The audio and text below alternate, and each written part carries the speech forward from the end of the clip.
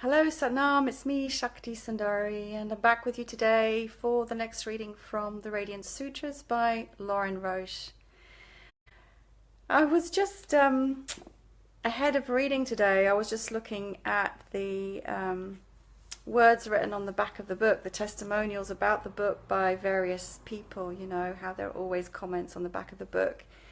And I've just realised that there's a comment on the back here by Sally Kempton, who's the most amazing teacher of yogic tantric practice, who I met and interviewed recently. And do you know what? I hadn't even realised that her words are on the back of the book here. I'm just going to read you what, my glasses are all steamed up, what she says.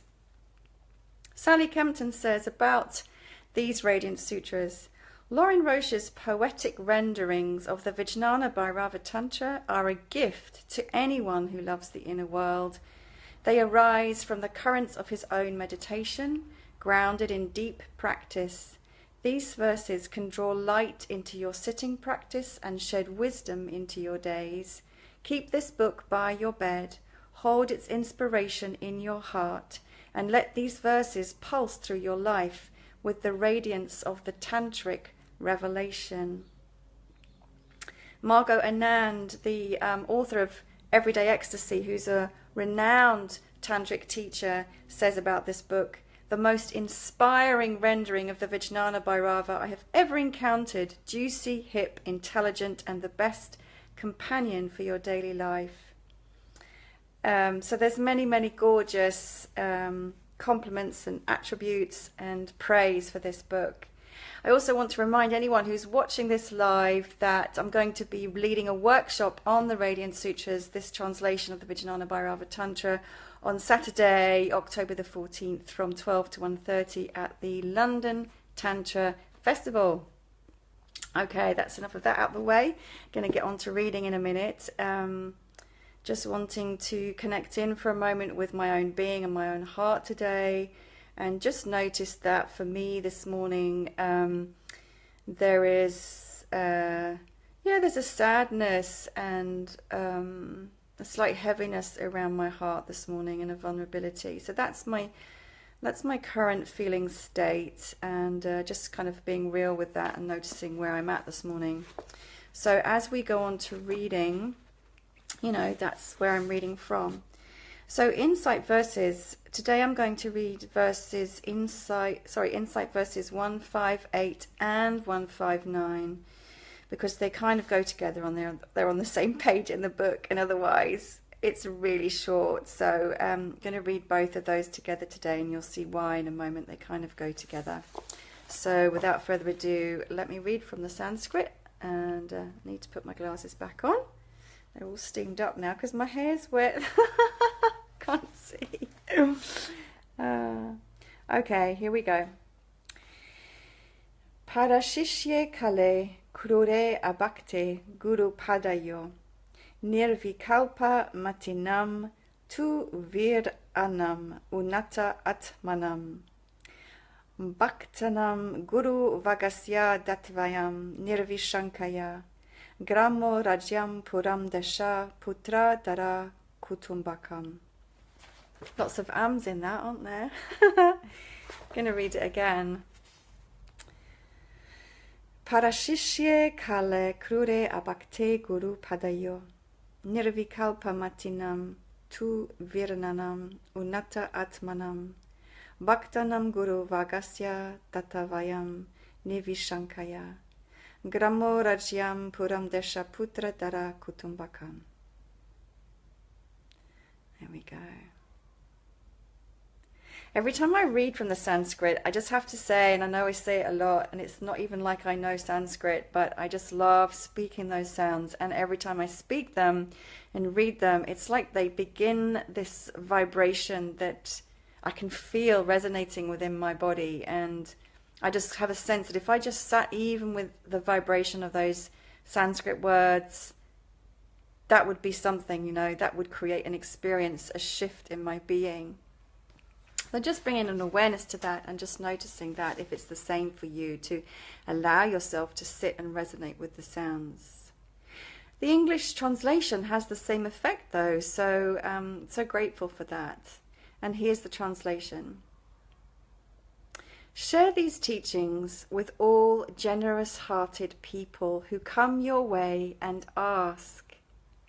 When you meet someone whose heart is vibrating with the flow of love, let your words and energies be free as you're breathing. Very simple insight today, which is, share these teachings with all generous-hearted people who come your way and ask. So, share these teachings. There's an accent on the generous-hearted people, I notice, and I'll speak to that again in a minute. And who come your way and ask. So, no need to foist it upon anybody, but if somebody is curious and they ask, to share. And so that's 3 key points. Share, generous-hearted people, those who ask. So I'm going to be teaching about this actually next week on retreat in Portugal. I'm going to be teaching about this at the London Tantra Festival. And all those who come are those who will want to, and I will share. And I also want to say something about kind of linking this to our everyday lived experience. So you'll know that there have been some, though there was dreadful violence and shootings in Las Vegas recently, if you're watching this currently anyway, that it can apply to anything. And I read a beautiful statement by a fellow Tantra teacher around this when it happened. She's based in the States. And what she said was, allow this violence that's happened to inspire you to go out and share with at least 2 or 3 other people what you know of living in truth and living in love and living in awareness. Let that be your inspiration to share what you know about living in love, living in connection to source, living tantrically. Let that be your inspiration to share your wisdom, to share your knowing, to share your radiance, and to share your light. And I found that really beautiful as a very positive thing to take from something that has caused so much pain and suffering and that is so incredibly traumatic and violent, but to take it as an inspiration to really begin to share this knowing that we have with others, because it's only in all of us coming to understand the truth of who we are and to live in love and to live in light that anything like this is going to change, because it is an expression of the collective consciousness. So it's a beautiful message to take and to embody in our everyday lives. So whatever it is that you have, whatever gift that you have, whatever understanding that you have that is of the light, that is of truth, that is of awareness, whatever practices you know, if someone asks, share, embody it. And if someone approaches you with a generous heart, be open. When you meet someone, this verse says, whose heart is vibrating with the flow of love, let your words and energies be free as you're breathing. So there's also something there. I was reflecting for myself on how I am very open personally and always sharing from a very open heart. And sometimes when the person that I'm sharing with is not in the same space, there can be a reaction to that and I can feel hurt. And that is a lesson to me to be mindful and discerning in with whom I share and how I share, and to guard, take care of myself, I suppose, rather than guard, but to take care of my own heart, which is so sensitive and so tender, and to just know that there are times when it's perhaps not appropriate or safe or loving to myself to open fully into that and sharing the full radiance and the full light of my being.